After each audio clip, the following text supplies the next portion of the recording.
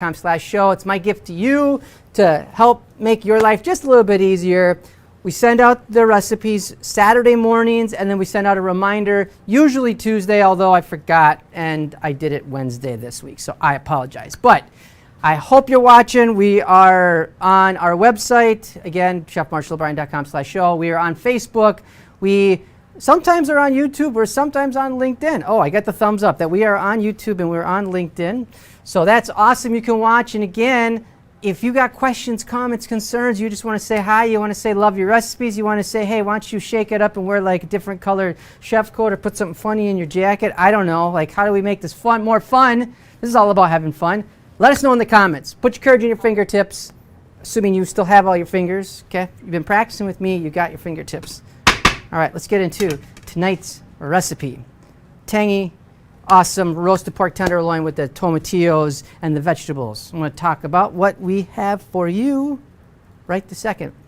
All right, we're working with pork tenderloin. Now, you could use different cut of pork if you want. I have this as a pork tenderloin. You could use pork loin. You could use, there's a variety. If you're going to switch it up, make it easier for yourself, just make sure it's boneless. Otherwise, that changes the cooking time, but you still want the approximate size.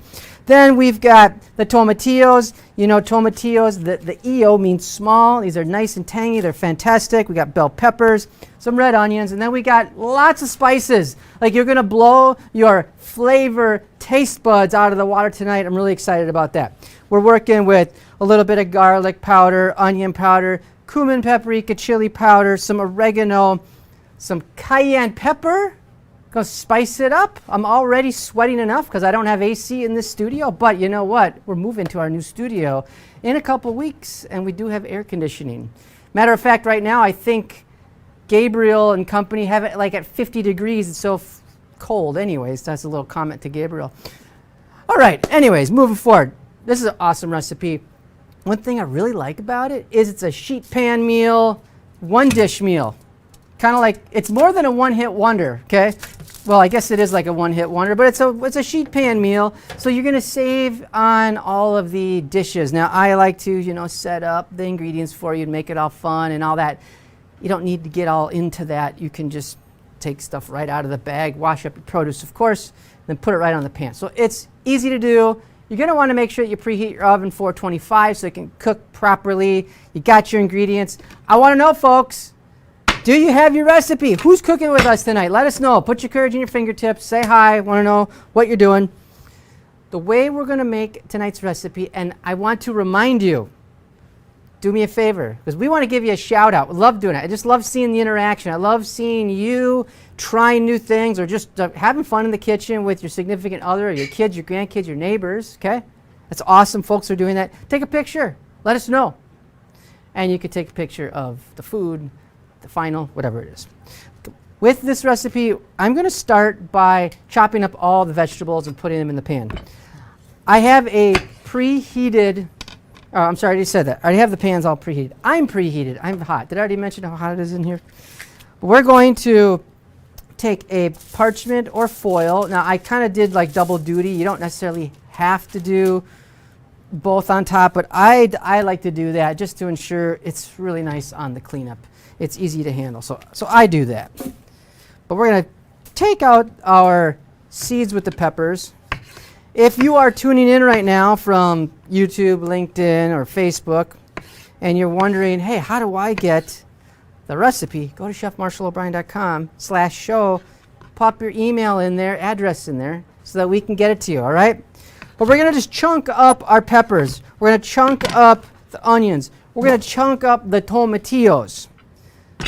And again, really simple. You could actually prepare all of this in advance, and then when you want to cook it, you could just, you know, take it out of the fridge and let it sit for a little bit. Let that meat get to room temp a bit. Just that'll ensure that it doesn't get super cooked on the outside, but then it's super raw in the middle and then potentially dries out. We don't want that to happen. So make sure that if you follow that, you know, if you go that way, you let that meat warm up just for a little bit. All right. Questions, comments, thoughts? I'm chunking my peppers here. If you want to use different colored peppers, purple peppers, red, green peppers, you could do that, yellow peppers. Green peppers aren't going to have nearly the sweetness as these peppers will, so that's something I want you to think about. I want to have, we got some sweetness from the peppers. We got tang from these beautiful tomatillos, okay? We've got the spice from the cayenne and the flavor coming from the herbs and spices. So they all play a role. We were talking before the show tonight, just asking, like, why do you do things a certain way? Is then they complement each other and they help just bring out the flavors so you can achieve that tasty goodness that you are going for. Chop up some onions here. I'd like to know, folks, put your courage in your fingertips. I ask this every week. Rate your knife skills. Scale of 1 to 4. Are you a 4, a ninja knife master? Or are you a 1 and you need some serious help? Because you need some serious help. Where are you? 1 to 4. Let us know in the chat box, folks. I'm feeling like a 4 today. Some days, I think the day that I almost cut my thumb off, I was probably more like a 2 or a 3. But today I'm feeling pretty awesome. And with this kind of recipe, you don't need to have ninja knife master skills, so no big deal.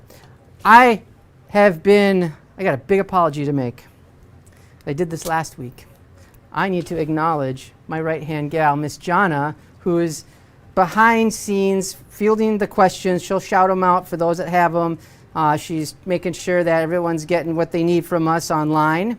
And I want to acknowledge Alex and Gabriel for making sure that we can actually put this online. So thank you, everybody. I apologize. I got so wrapped up in my tomatillos, I forgot everybody else was here. Sometimes that's life in the big city. All right, so we have our red onions. Why do I use red onions? I'm looking for flavor. Well, I'm looking for flavor, but 2, I'm also looking for color. We eat with our eyes. You eat with your eyes, your mouth, your nose, your ears, like all of these senses play a role. And tonight, the red onions are going to have a nice complement. It's going to get a deep purple color in with these other. It's going to look awesome. So we're now going to cut up our tomatillos.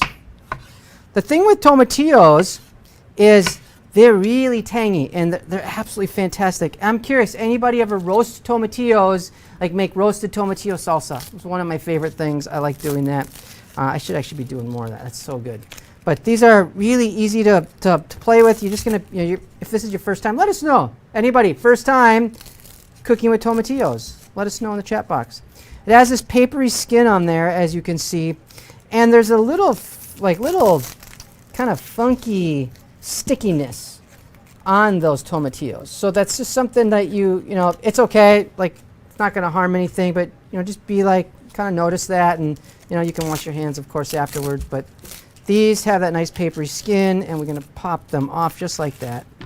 And then we're going to chunk them. You can quarter them, however you want to do it. All right.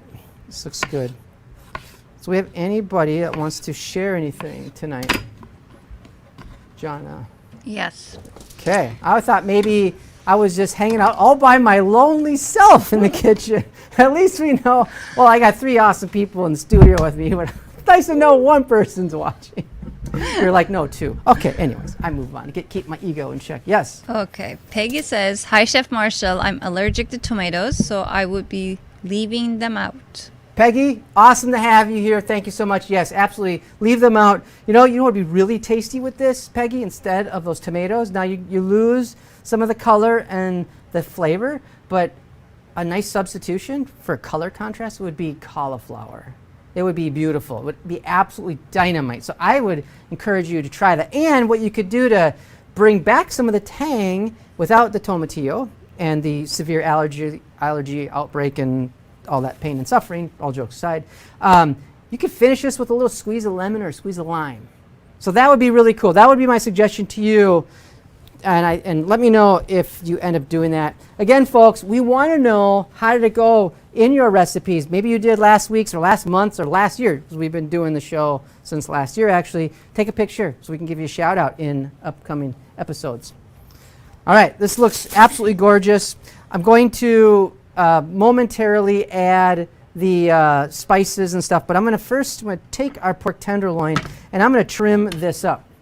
Peggy says she loves cauliflower. Sounds great. Awesome! Thanks. Yay! Sarah says never purchase tomatillos. Tomatillos, you were not listening. Nope, I was not before. Appreciate your honesty.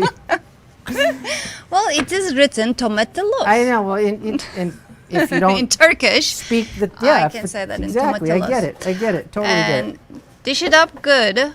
I don't know her name. Tess. I Tess. believe that's Tess. Awesome having you here, Tess. Super awesome. Wondering if stewed tomatoes would work. Would they need to be strained beforehand? I would say yeah. That's a good question. So we're getting some of the technique. You know, every show I try to give you how can make your. I obviously explain the 4 points of the show, but when it comes to techniques, I want to give you options because, in Peggy's case, tomatoes not going to work. Okay, we want to enjoy what we're eating. We want food to work for us, not against us, right?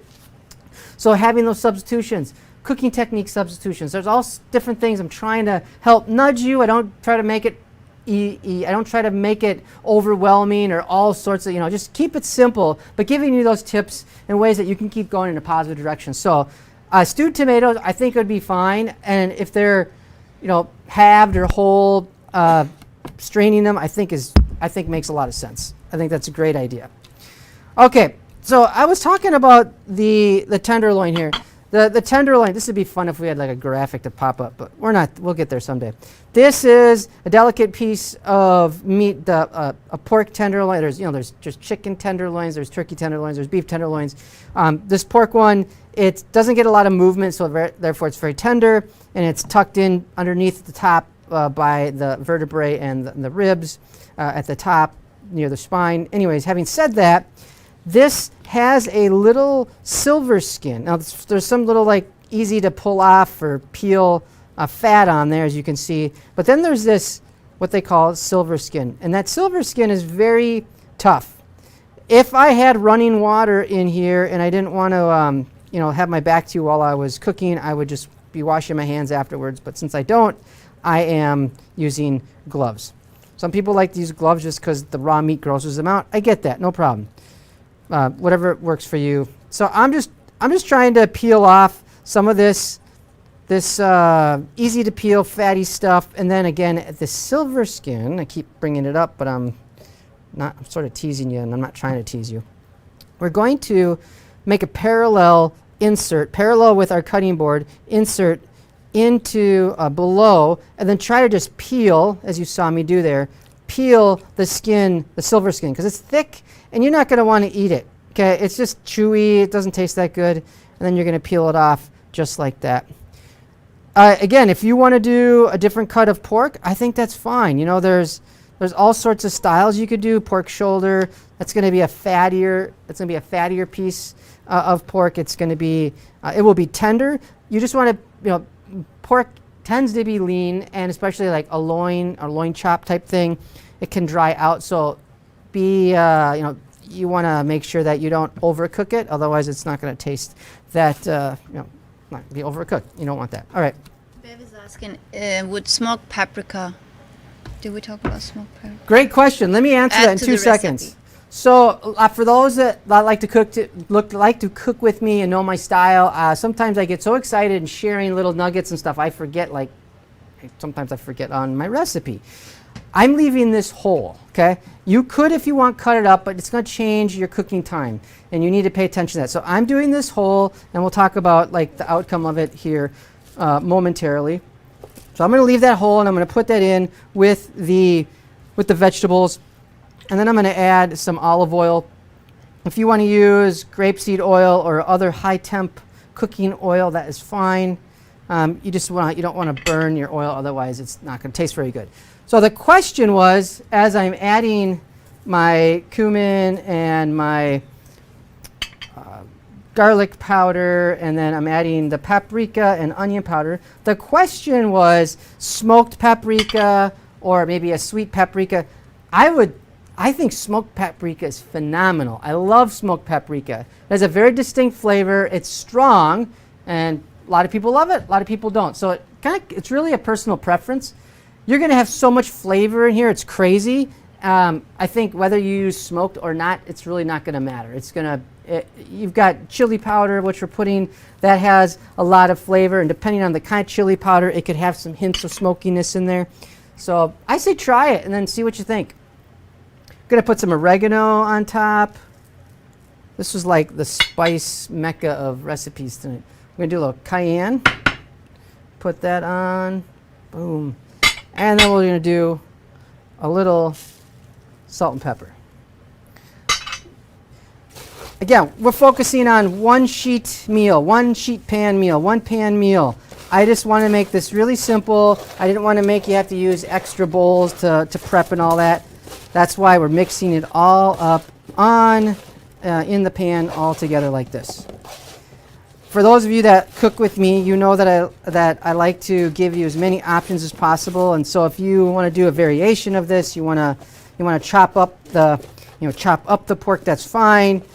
Again, you just want to kind of pay attention that the pork doesn't get overcooked, and maybe you have like really mushy vegetables, but your pork's not ready, or vice versa, and then the pork gets, just kind of funky on that. So pay attention. Questions, comments, thoughts? All right. And another thing too with this is we're going to be blasting this at a high temp at 425 until it reaches an internal temperature of about 145 degrees. Pork gets overcooked a lot, and I want you to enjoy it. I think the days of, trichinosis? I don't even remember. Anybody remember what that was? There was a bacteria that was prevalent in pork. Is not an issue for the most part anymore. So if there's a subtle, like a light pink to it, totally cool. That's great. That's why we have you have an instant read thermometer. You can see here. I have a manual one. I have a manual one. There we go. So you can see that kind of slick. That's on Celsius, but we want to do it Fahrenheit. You must have been using this, huh? In Turkey, they use Celsius, and I still am learning how to use it. But this is kind of slick. So digital thermometer. If you don't have one, folks, I highly recommend getting one. But then there's also like a manual style, like a dial style. That works great too. You have to just make sure to calibrate. Maybe what we'll do is we'll do a class on cooking tools. I'll be happy to do that. If you're interested, let me know in the comments if that's something you'd like to have. But we're going to want to have that. And so we'll pop this in the oven for 20 to 25 minutes. And I love TV Magic. I have one already done, so I'll show you here momentarily. But then you're going to want to feel it, be aware of the time, and the temp and all that kind of stuff. And if you want to use the thermometer, use it. Be prepared is all I'm trying to say. All right, that was so easy. You don't have to give a big presentation in the process. You just focus, having fun cooking, doing it. Put this in the oven right now. While this is cooking, folks, let me adjust this real quick. While this is cooking, let's give some shout outs from folks that have been doing some recipes of ours, starting with Sarah Sosa. I really like the chicken salad because it used seasonal produce, and I was able to find strawberries at a great price. That was an awesome recipe that we did a couple weeks ago. Well done, Sarah. That's a beautiful dish, the edamame with chicken. Last week's dish, Cheryl Frank says, before the vinaigrette. So she was sauteing the sauteed summer sweet corn salad. Fabulous recipe. A lot of people enjoyed it. I got some really great feedback on that. Well done. Dominic, he doesn't even need to say anything. His picture speaks volumes, and I would love to have a beer. That looks really nice. Well done. Beautiful salad. I hope you enjoyed that. Folks, if you're looking for more great tasting, nourishing dishes that'll work for you and make life a little easier, go check out our Smart Nutrition Cookbook Meal Planner. Go to chefmarshallobrien.com/shop, and you can find it. We also have an e-version of it. Love to help you out. All right. We have it in the oven. It's been TV magic. We've got it done. Let's find it. Let's find it. Where are we? Here we go, folks. All right. Look at this. Beautiful dish here. I'm going to put this down right here. I just love the colors, and you are going to love the colors. This is absolutely, it's just, oh my gosh. It smells so good. It tastes so good. And it looks dynamite. Here's a couple tips for you folks. When you are, whether you're grilling, sauteing, roasting, any kind of meat, and generally the bigger the meat, the more you want to focus on this. You want to do this regardless, but you want to let it rest. And since I did TV Magic, it was sitting and it was cooling down anyway, so it was resting. The reason for that is if you take the meat right out of the oven and immediately start cutting it, anybody know what happens? Anybody comment? Anybody? Bueller? What happens is those juices, because that meat's like all kind of seized up because it's hot and it's just like, it needs to relax. Well, it's all tensed up. When you slice it, then the juices all ooze out and it, obviously dries out your meat. So let it rest a bit so the meat can relax, and then the juices will settle in there and it will retain more moisture as a result. So definitely you'll want to do that. All right, we are going to, I forgot the whole part of like where you like cut it and serve it. So that's why I'm kind of wandering around here looking for how I'm going to do this. All right, we are going to take this and I'm going to cut it up. Liz is saying Yes. pork, the other white meat. That was a campaign from the 1990. Oh, they still do it. I talked about thank you, Liz, for making that comment. Yes, it's pork, the other white meat, because I think chicken is the first white meat. You need to get up with your food marketing campaigns for the last 30 years. I was not here. That's okay. I think I was not here at times either, if you know what I mean. All right, I talked about the thermometer, so we should check this to see where we're at. So we are temping this out. This is looking great. Now, mind you, this cooled off a bit, but you're going to temp what you have, and then we are going to cut it. Now, if you have this and you're going, hey, I want to cook more, I like it more well done, I want you to be happy. I want you to enjoy what you're eating. So by all means, absolutely, by all means, do that for yourself. So I'm going to put it right on here, and I'm going to cut some of this. Let's see how we're looking. Oh, that looks great. Take a look, folks. I want you to see we have just a slight pink there. Can you see? We got a slight pink, okay, but it's cooked.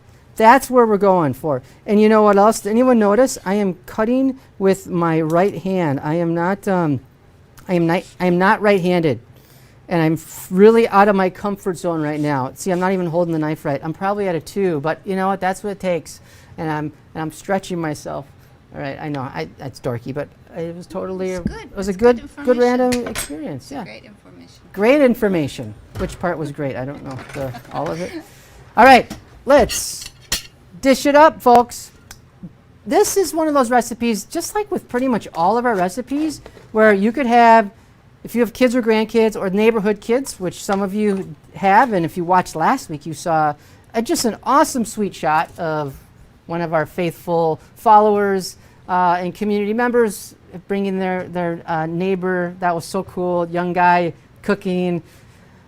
But kids can help. So they can help wash the produce. They can help portion out the spices. They can help clean up, clean the pork and all that kind of stuff. And there's so many ways that you can have a fun, meaningful time, spending time with people you care about, having great tasting, nourishing foods. Another thing that I want to say about nourishing is there's so many benefits. I always say it has to taste good, because if it doesn't taste good, then we're not going to eat it, and I don't want to do that. There's so many benefits to all these foods, and one thing I want to highlight is on those tomatillos. Like Sarah mentioned, never seen tomatillos, never had them before. The big grocery stores will have them, and depending on the type of demographics of your community, one of the stores that I go to, they always have tomatillos because there's a large Hispanic community that loves to have tomatillos, and it is a staple in a lot of Latin Hispanic cuisine. So having said that, tomatillos are super rich in vitamin C. And the reason why I'm bringing that up is vitamin C rich foods can help reduce stress. So vitamin C is a great nutrient to have. If you want to get a little stress out of your life, focus on vitamin C rich foods. Bell peppers, tomatoes, unless you have a food allergy, then get something else. mangoes, even broccoli has vitamin C, spinach has vitamin C, lemons, limes, of course, and grapefruit have vitamin C, oranges definitely have vitamin C, but get vitamin C rich foods into your life. So that's a nice little tip for you. Okay, my friends, I want to know, please, folks, make sure that you I feel kind of cool that I'm cutting with the wrong hand. I feel very proud of myself here. Folks, make sure that you take a picture of what you did before you eat it all.